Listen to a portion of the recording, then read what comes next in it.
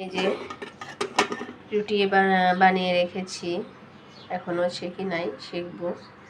আর এখানে যে মিষ্টি কুমড়া ভাজি আর একটা ডিমও আছে। আর এই রুটিটা ছিল কালকের, খাওয়া হয় নাই, আলু ভাজি রুটি। এটা ছিল কালকে, ফ্রিজে রেখে দিয়েছিলাম, অনেক শক্ত হয়ে গেছে। এই যে, আর আমার তো ঠান্ডা আছেই। আর যেখানে একটু সুজি রান্না করেছি, বেশি করে দুধ দিয়ে সুজি রান্না করেছি, এটা খাবো, গরম এখনো। আর আমি রুটি সেঁকতেছি।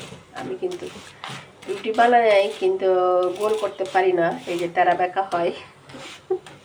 আমি গোল করতে পারি না রুটি, কোনো রকম বানাইতে পারি, যা পারি তাই আলহামদুলিল্লাহ। এটা শিখতেছি, কিন্তু দুঃখের বিষয় আমাদের গ্যাস থাকে না, বেশিরভাগই গ্যাস থাকে না, গ্যাসের অনেক সমস্যা। এখন তো মনে করেন গ্যাস নাই বললে চলে, টিম টিম টিম করে জ্বলতেছে মোমবাতির মতন। এই মোমবাতির মতন গ্যাস চলতেছে, এটা দিয়ে যা হয় কোনো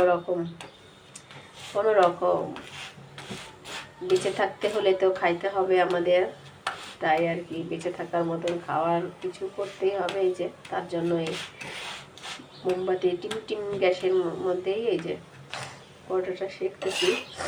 কতক্ষণ লাগবে এটা জানি না, অনেকক্ষণ দিয়ে রেখেছি, কিন্তু এটা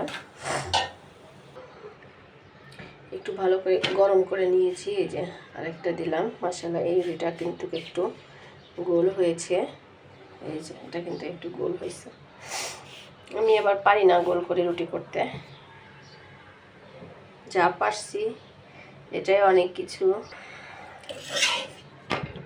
এখন এই যে গ্যাস একেবারেই নাই, কি যে কষ্টের মধ্যে আছি, অনেক কষ্টের মধ্যে আছি। এই যে গ্যাস না থাকাতে টাইম মতন উঠতে হবে, এবং টাইম মতন যদি একটু এদিক ওদিক হয়ে যায় তাহলে আর গ্যাস পাবে না।